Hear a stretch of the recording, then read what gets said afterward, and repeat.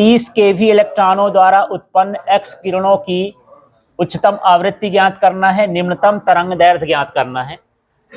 तो सबसे पहले ये जो दिया है ये पोटेंशियल है, माने V का मान है, तो यहां पर हम लिख देंगे क्या, ज्ञात है। ये V बराबर हो गया 30 किलो वोल्ट और 30 हो गया, K का मतलब होता है किलो और किलो का मतलब होता है 1000। जिसके साथ K लिखा हो उसका मतलब क्या हो गया, 1000। ठीक है, तो 1000 वोल्ट हो गया। इसका शून्य और हटा दो तो 3 गुणे 10 की घात क्या हो जाएगा, 4 वोल्ट। पहली लाइन समझ में आ गई क्या? फिर से देखो, 30 किलो वोल्ट है ये विभव, किलो का मतलब 1000 और 1000 को लिखेंगे 10 गुणे 10 गुणे 10, कितनी बार, 3 बार, तो हम 10 की घात 3 भी लिखते हैं।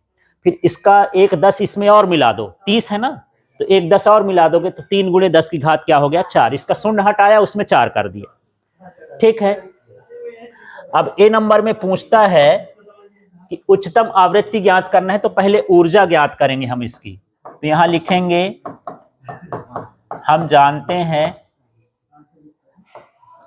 तो यहां पर जो ऊर्जा का मान होता है ये ईवी होता है, ये भी सूत्र होता है ऊर्जा का।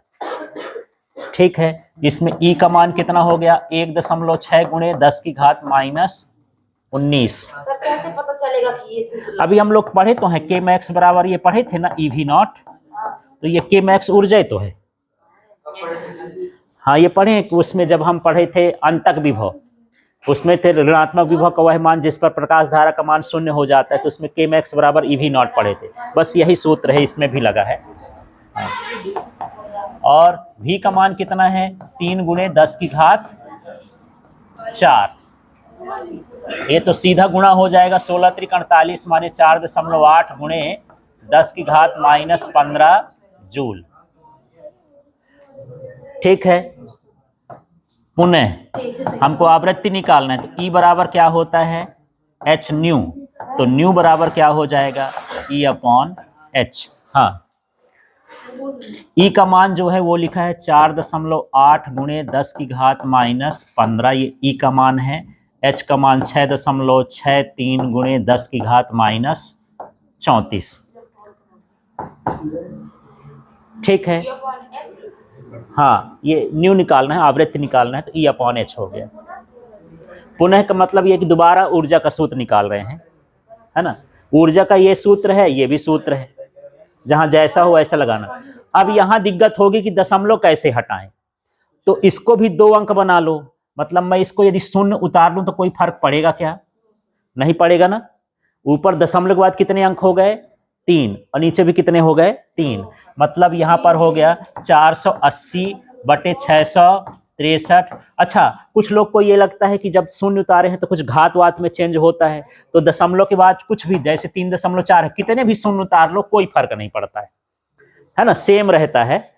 ठीक है, उसी कॉन्सेप्ट का यूज कर रहे हैं कि भैया जब दशमलव हटाना है तो दोनों की संख्या क्या कर लो, दशमलव के बाद बराबर कर लो। तो दशमलव के बाद 2 अंक, यहां भी दशमलव के बाद 2 अंक, तो हट जाएंगे। अब ये हमारे पास 10 की घात कितना हो गया, -15 और प्लस क्या हो गया, 34। तो न्यू बराबर कितना हो जाएगा यार, 480/663 और गुणे 10 की घात माइनस वो 34 में 15 जाएगा तो 19 आ रहा है। ये कितना हो गया, 19। ठीक है, अब इसमें 1 शून्य दे दें इसको, क्या छोटा है तो, है ना, तो क्या हो जाएगा, ये 4800 हो जाएगा और बटे में कितना हो जाएगा, 663 और गुणे 10 की घात कितना हो गया, 18। थोड़ा भाग करके देखो तो 4800 में 663 सिद्धमा 7.2। हाँ, तो यहाँ पर लिख दिए 7.2 गुणे 10 की घात 18 हर्ट्ज। इस तरह से आवृत्ति हो गई। बी नंबर में पूछता है क्या ज्ञात करना है, तरंग दैर्घ्य।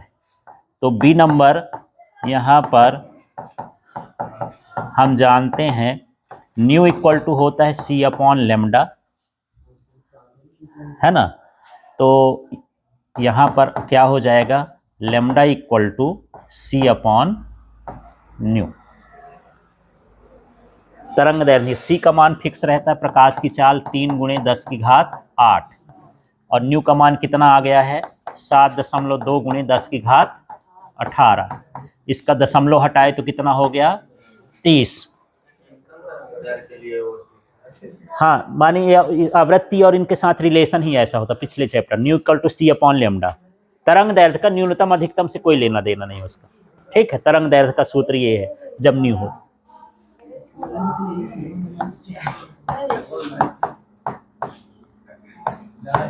ये मेरे को फोन लगा दिया था भाई। थोड़ा सा इस लाइन को समझना, मैं कुछ एक्स्ट्रा कर दिया हूं ना।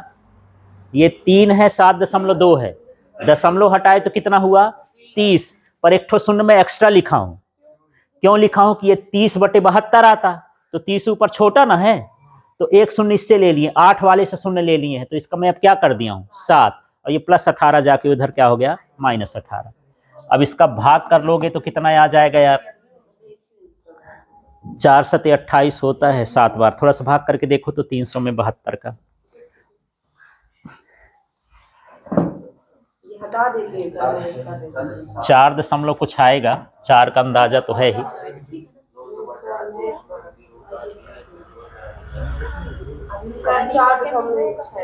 4.16 × 10⁻, ये कितना हो गया 18 में 7 गया तो क्या हो गया 11, और ये किस में आ जाएगा मीटर में। इस तरह से इसको